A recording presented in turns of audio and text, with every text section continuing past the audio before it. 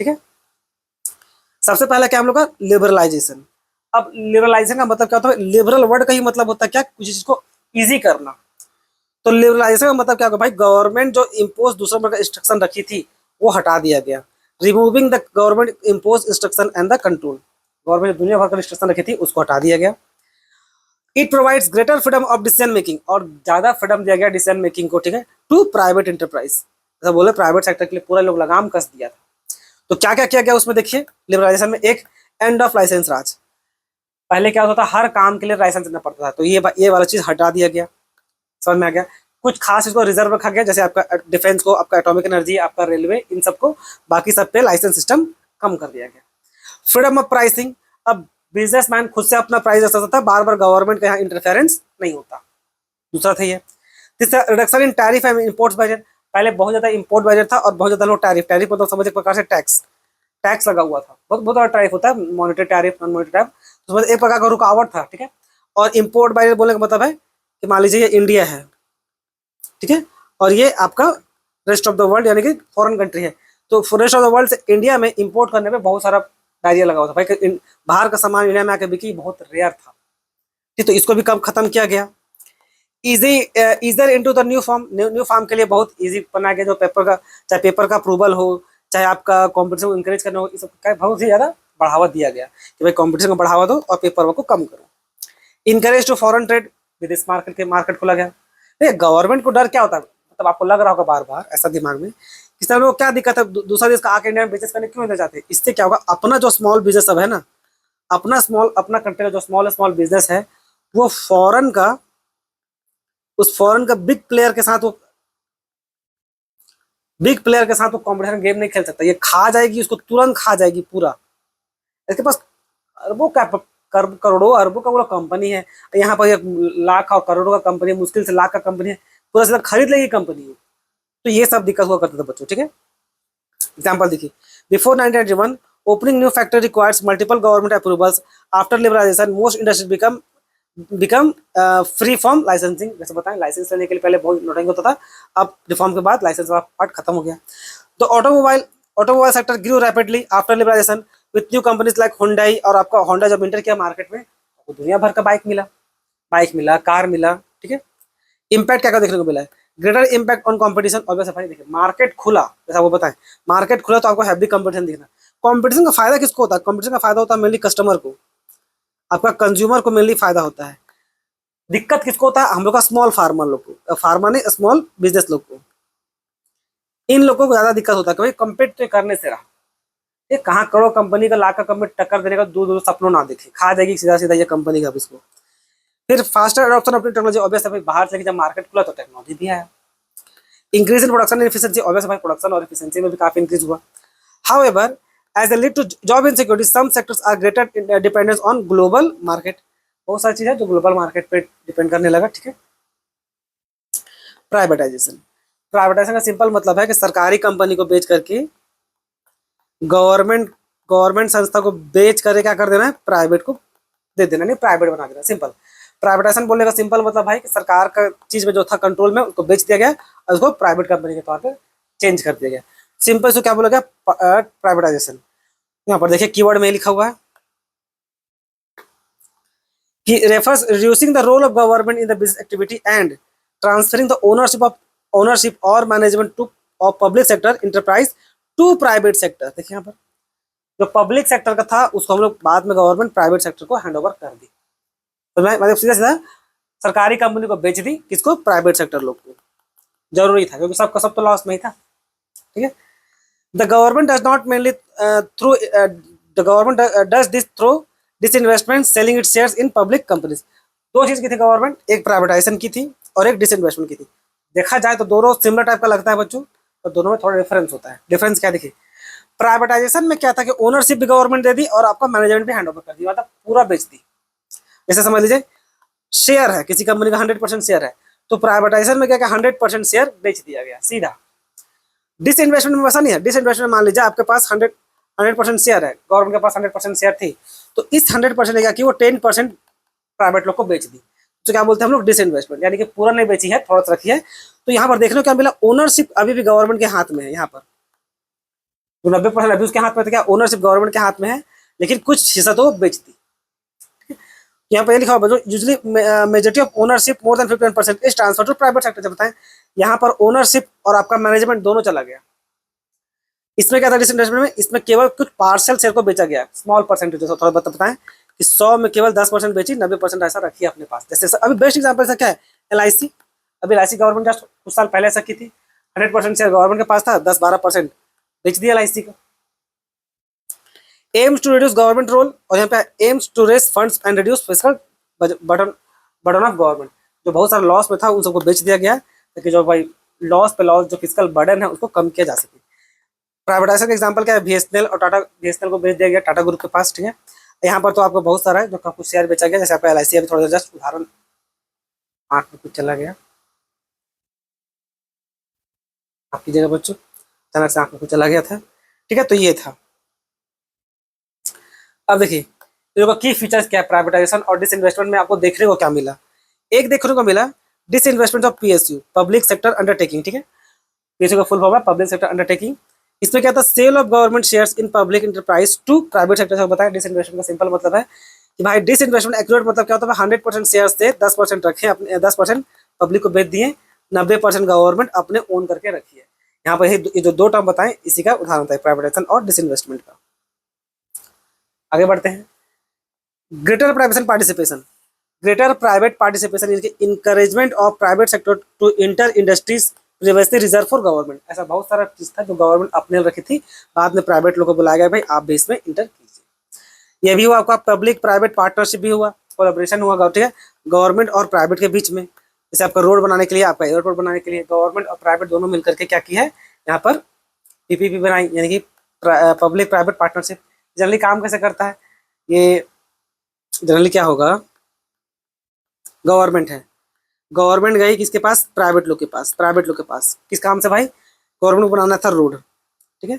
अभी जाके प्राइवेट लोग बोले कि हमको रोड बनाना है, तो प्राइवेट वाला बोला कि ठीक है सर लाइए पैसा लाइए बना देते हैं। तो गवर्नमेंट बोला ये लोग को क्या, अरे पैसा वैसा कहाँ है, पैसा रहता तो हम खुद रोड नहीं बना लेते हैं, ठीक है। तो फिर बोले फिर हमको बनाने से फायदा क्या होगा, तो गवर्नमेंट बोली प्राइवेट लोग को कि काम करो, हम तुमको बनाने के जो जमीन चाहिए ना रोड, वो जमीन दे देंगे, और जितना भी पेपर वर्क है जो लीगल लॉज है वो सब हम हटा कर दे देंगे, तुम टेंशन मत लो, तुम रोड बनाओ। और तुम क्या करो, तुम उसमें पैसा लगाओ, तुम उसमें कैपिटल लगाओ, तुम उसमें टेक्नोलॉजी लेकर के आओ, ये सब तुम लेकर के आओ। अब ये लोग बोलेगा ठीक है सर हम ले आएंगे, पैसा लगवा भी देंगे, टेक्नोलॉजी भी हम लोग ले आते हैं, तो हम लोग को फायदा क्या होगा, कुछ फायदा तो होगा नहीं। तो गवर्नमेंट बोले नहीं फायदा होगा, टेंशन मत लो, उपाय सबका है। अब फायदा कैसे होगा देखिए, प्राइवेट प्लेयर लोग बना देगा रोड, और क्या करेगा उस रोड में लगता है क्या, आपका टोल टैक्स। टोल टैक्स में पैसा आता है, टोल टैक्स में बहुत हैवी पैसा आता है, बहुत भयंकर पैसा आता है टोल टैक्स में। और प्राइवेट प्लेयर लोग को भी ये बात पता है भाई कि हाँ टोल टैक्स में तो दबा के पैसा आएगा। तो गवर्नमेंट बोलेगी क्या कि काम करो, इस रोड का ठेकेदारी तुम्हारे पास 5 साल का रहेगा, 5 साल तक तुम पूरा टोल टैक्स का पैसा वसूल के अपने पास रख लेना, ठीक है, अपने पास रख लेना, और बाद में हमको रोड हैंड ओवर कर देना, बात खत्म। उसमें तुम्हारा क्या होगा, तुम्हारा कॉस्ट और तुम प्रॉफिट दोनों कमा लोगे।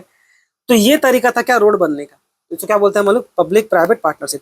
हालांकि अभी जो गवर्नमेंट है ना ये तो कुछ नया तरीका लगा दी है, ठीक है। अब थोड़ा सा, अब अभी भी लगभग सेम यही लॉजिक है, पर जो पूरा टोल टैक्स है ना, अब ये टोल टैक्स गवर्नमेंट के पास जाता है, और गवर्नमेंट फिर वहां से कुछ शेयर लोगों को देने का काम करती है। पहले तो ऐसे ही बनता था जैसा आपको बताएं। फिर क्या बचा, प्रोफेशनल मैनेजमेंट। और वैसे प्राइवेट पे लोग घुसेगा तो भाई टैलेंट को भी तब बुलाइएगा ना, ठीक है, बाहर का लोग आएगा तो ऑब्वियसली टैलेंट आएगा। एग्जाम्पल क्या, जैसे वाल्को हो गया, BSNL हो गया, मॉडर्न फूड्स हो गया, डिसइन्वेस्टमेंट सबको क्या बेच दिया गया, फुल्ली या तो पार्सली। उस एग्जाम्पल क्या है, in sectors like telecom and airlines private players like Airtel, IndiGo, आपका Vistara now dominate reducing government monopoly. पहले गवर्नमेंट मोनोपोली हुआ करता था, जैसे BSNL हो गया, आपका BSNL हो गया, कंप्लीट डोमिनेंट था। आज के डेट में एयरटेल, आपका जियो, आपका वोडाफोन, आपका VI यानी कि वोडाफोन और आइडिया। BSNL पता नहीं कहाँ गायब कर दिया भगवान जाने, दिखता भी बहुत कम है, वो बिक रहा है वही बहुत मुश्किल से वो बिक रहा है। गवर्नमेंट है जबरदस्ती चल रहा है, नहीं तो कब का बंद कर देना चाहिए था उसको। अब बहुत लोगों को लगता है कि सर सरकारी कंपनी बंद कर देंगे तो बात कैसे होगा, सिक्योरिटी का थ्रेट आ जाएगा। बच्चों कोई सिक्योरिटी का थ्रेट नहीं आता है, ये सब बोलने के लिए खाली होता है, ठीक है? कोई सिक्योरिटी थ्रेट नहीं आता है। ऐसा ना गवर्नमेंट आपका डेटा नहीं बेचती होगी, ठीक है, तो बोलने में अच्छा लगता है, देखिए बोलने वाला कुछ भी बोलेगा गवर्नमेंट। अगर उसको सेल कर दी तो भी बोलता है भाई कि गवर्नमेंट सरकारी कंपनी को बेच रही है, ठीक है। अब लॉस में जाते रहेगा तब भी हेडेक, एक कंपनी गवर्नमेंट लॉस में जा रही है, करप्ट है। अरे सब्सिडी दे के चलाइएगा तो लॉस में तो जाएगा ना, ठीक है। ये तर्क दिया जाता है बीएसएनएल को लेकर खासकर कि गवर्नमेंट उसको उठाती कि ना, अरे उठा भी देगी, आप सोचिए, देखिए चलिए उठा दी, फेंक दी करोड़ रुपया अरबों रुपया, क्या लगता है आपको ये दे देगा टक्कर एयरटेल और जियो को और वीआई को? ये दे देगा टक्कर? आप सोच, ईमानदारी सोच के देखिए, टक्कर दे देगा सर्विस के मामले में? ठीक है, हम सबको पता है कि बीएसएनएल का रिचार्ज थोड़ा सस्ता पड़ता है, मान लिए एक्सेप्टेबल, पर क्या उसका सर्विस इतना अच्छा है कि एयरटेल जियो और वीआई को कम्पीट करे? नहीं है भाई, रियलिटी है ये, बहुत खराब सर्विस है बीएसएनएल का। आधा दिन गायब रहता है वो, 30 दिन में 15 दिन रहेगा, 15 दिन गायब, इस टाइप का है। नेट भी बहुत खराब चलता है, जहां पर हमें वहां तो और खराब है। अब देखिए, अब प्राइवेटाइजेशन का इम्पैक्ट क्या दिखने को भाई? इंप्रूव इफिशियंसी, ऑब्वियस भाई, मार्केट खुला, नया लोग आया तो क्या हुआ? इफिशियंसी, कंपटीशन बढ़ता है, आपका इफिशियंसी इंक्रीज करेगा। Better quality of goods and service of consumer, obvious है, प्राइवेट लोग आया, फॉरेन मार्केट आया तो नया नया प्रोडक्ट भी आपको देखने को मिला, तो कंज्यूमर को फायदा हो, जैसे आपको बोले कंज्यूमर को फायदा होता है। स्मॉल और जो स्मॉल बिजनेसमैन सब है, इन लोग क्या होता है, इन लोग को नुकसान हो जाता है, ठीक है। Government could reduce it's financial burden by selling loss, government को जो लॉस हुआ था वो उसको बेच के रिकवर की। अब रिकवर क्या कि पूरा एसेट ही बेचना पड़ा, उसको रिकवर तो नहीं बोलेंगे, पर ठीक है, जो भी लॉस था उसको ठीक किया गया। लॉस मेकिंग यूनिट, यानी कि इसको क्या बोलते हैं, लॉस मेकिंग यूनिट को सिक कंपनी, क्या देखिएगा, सिक कंपनी बोलने इसको बोला, जो भाई जो लोग लगातार लॉस में जा रहा हो, तो सिक कंपनी इसको बोलते हैं। सिक का मतलब वहां पर आप बीमार से मार नहीं समझिएगा, यहाँ पर सिक कंपनी बोलने का मतलब है कि वो कंपनी लॉस पे लॉस, लॉस पे लॉस, लॉस पे लॉस कर रही है। However, it is raised concern of job losses and excessive profits motive by the private, obvious है, थोड़ा मोड़ा जॉब लॉसेस का भी दिक्कत हुआ था, अगर गवर्नमेंट कंपनी बिक रहा है तो जॉब का इशू तो आ ही जाएगा, जिनको नौकरी था वो लोग का।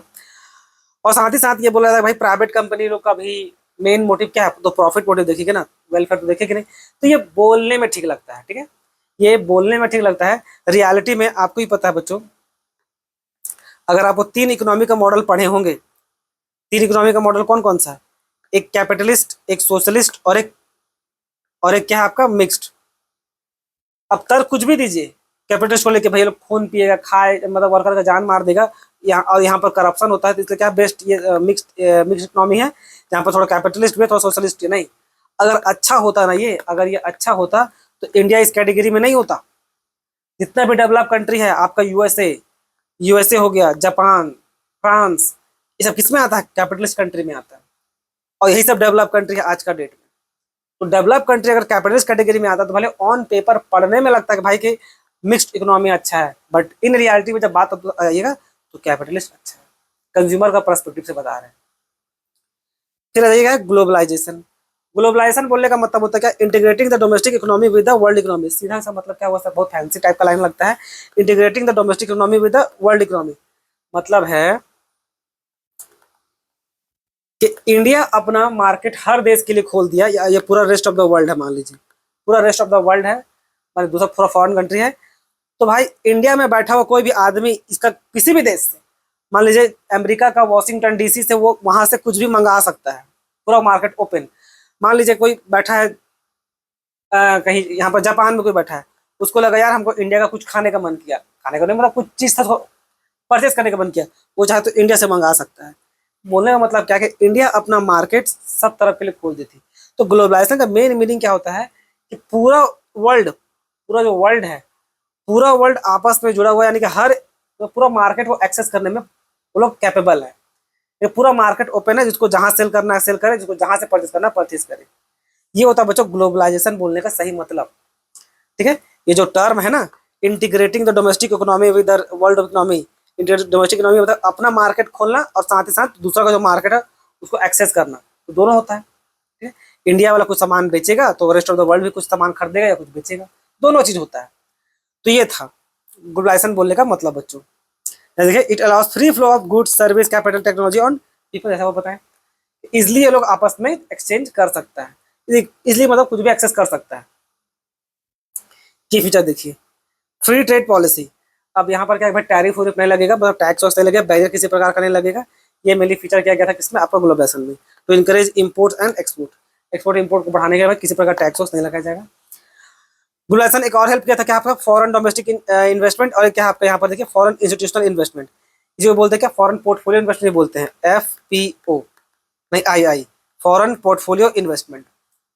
ये दोनों का मतलब सेम है इन दोनों का। अब फॉरेन डायरेक्ट इन्वेस्टमेंट और फॉरेन पोर्टफोलियो इन्वेस्टमेंट दोनों में अंतर क्या है, आपको डिटेल में नहीं पढ़ना, शॉर्ट में सुनिए। फॉरेन डायरेक्ट इन्वेस्टमेंट और एक क्या आपका फॉरेन पोर्टफोलियो इन्वेस्टमेंट, पोर्टफोलियो बोलिए चाहे फिर ये वाला पार्ट बोलिए, फॉरेन इंस्टीट्यूशनल इन्वेस्टमेंट, दो आई है। अब देखिए होता क्या है, फॉरेन डायरेक्ट इन्वेस्टमेंट जो होता है ना, permitting foreign company to invest directly in Indian industry. इसका मतलब ये है कि यहाँ पर जो पैसा लगाया जाएगा ना वो लैंड में लगाया जाएगा, लैंड में, बड़ा बड़ा एसेट में, मतलब एक पूरा का पूरा कंपनी खुलेगी कहाँ, आपका इंडिया में। फायदा क्या होगा, फायदा होगा कि यहाँ पर लोग को एम्प्लॉयमेंट मिलेगा, समझ में आया। इसलिए गवर्नमेंट इसको ज्यादा पसंद करती है, यहाँ पर एम्प्लॉयमेंट मिलता है। FPI यानी कि फॉरेन पोर्टफोलियो इन्वेस्टमेंट या फॉरेन इंस्टीट्यूशनल इन्वेस्टर, ये लोग क्या करेगी, ये लोग इंडिया में जो पैसा है कहाँ, स्टॉक मार्केट में लगाएगी, कहाँ, स्टॉक मार्केट में। अब स्टॉक मार्केट में क्या, कंपनी किसी इंडियन कंपनी का शेयर में लगा दी, उसका डिबेंचर में लगा दी, तो इस तरह से वो लोग पैसा लगाया है, जो क्या बोलते हैं हम लोग फॉरेन पोर्टफोलियो इन्वेस्टमेंट। इसलिए गवर्नमेंट उसको उतना पसंद नहीं करती, क्योंकि लोग प्रॉफिट कमाएगा और मार्केट से निकल जाएगा। और ये क्या जो सैमसंग का कंपनी या होंडा कंपनी, हुंडई कंपनी जब इंडिया में जब फैक्ट्री गाड़ेगी तो नौकरी देगी कि नहीं, तो दोनों में मेन डिफरेंस ये है, इस बात को जरा ध्यान में रखिएगा। टेक्नोलॉजिकल ट्रांसफर, ऑब्वियस है भाई, टेक्नोलॉजी भी ट्रांसफर होता है बच्चों। ग्लोबल ब्रांडिंग, ऑब्वियस है भाई, मार्केट खुलेगा तो ग्लोबल ब्रांडिंग होने का भी पूरा 100% चांस है। तो देखिए जैसे ग्लोबलाइजेशन हुआ तो आपको कोको कोला देखने को मिला, पेप्सी, मैकडोनल्ड, ये सब क्या इसी का देना है, ग्लोबलाइजेशन का ही देना है ना। आपका इंडियन कंपनी को भी काफी चीज मिला, जैसे इन्फोसिस को फायदा हुआ, TCS को फायदा हुआ, विप्रो को फायदा हुआ, ठीक है। अब देखिए आप यहाँ पर और डिटेल में कुछ कुछ दिया हुआ है फायदा सब क्या मिला आपको देखने को, एक वाइडर चॉइस मिला भाई कंज्यूमर लोग को ग्लोबलाइजेशन के कारण, access to the latest technology, और वैसे भाई लेटेस्ट टेक्नोलॉजी को भी एक्सेस करने का काम मिला। Indian company faces global competition, और वैसे भाई जब ग्लोबलाइजेशन हुआ तो उसको दो फायदा था, पॉजिटिव भी और चैलेंजिंग भी, पॉजिटिव फायदा भी और नेगेटिव फायदा भी। पॉजिटिव आपको बता दिए थे कि कंज्यूमर को मेनली फायदा होता है पॉजिटिव, कैसे कि भाई उसको बहुत सारा प्रोडक्ट मिल रहा है, बहुत सारा वैरायटी ऑफ रेंज का, ठीक, और भी सस्ता में। चैलेंजिंग क्या था, स्मॉल बिजनेस सबके लिए, जो स्मॉल बिजनेस है वो compete नहीं कर पाएगा किसके साथ, बड़ा बड़ा बिग फर्म के साथ, जो फॉरेन से आया है बड़ा बड़ा कंपनी, उसके साथ तो दूर दूर तक सवाल नहीं होता है, कंपेयर करेंगे तो खा जाएगा वो लिटरली। ग्रोथ ऑफ आउटसोर्सिंग, अच्छा एक नया टर्म यहाँ पर है, आउटसोर्सिंग और सर्विस इंडस्ट्रीज। आउटसोर्सिंग मतलब क्या, कि विदेश का लोग क्या करता है ना, मेनली इंडिया में नाम फेमस किस लिए है, IT हब में, आउटसोर्सिंग कारण ही तो, आउटसोर्सिंग के कारण इंडिया सस्ता पड़ता है बाकी देश लोग को। मान लीजिए आउटसोर्स करना है कोई सर्विस, मान लीजिए कस्टमर को डील करने के लिए बैठाना किसी को, ठीक है, एक एक्सपर्ट स्किल को बनाना है। अमेरिका का आदमी को बैठाएगा तो वो बहुत चार्ज करेगा अमेरिका के हिसाब से, इंडिया को बैठाएगा तो 10,000 15,000 दे के काम चला देता है। तो ये क्या है, ये आपका आउटसोर्स कर लेता है वो लोग, मतलब भाई बोल रहा है इंडिया, जैसे अमेरिकन कंपनी है तो अमेरिकन लोगों को काम ना देगा कि बोले काम करो, एक इंडियन को दे दो, क्या वो सस्ता में कर देगा और काम भी ठीक करेगा, ठीक है। तो आउटसोर्सिंग का और डिटेल मतलब होता है, इससे बचते समझिए।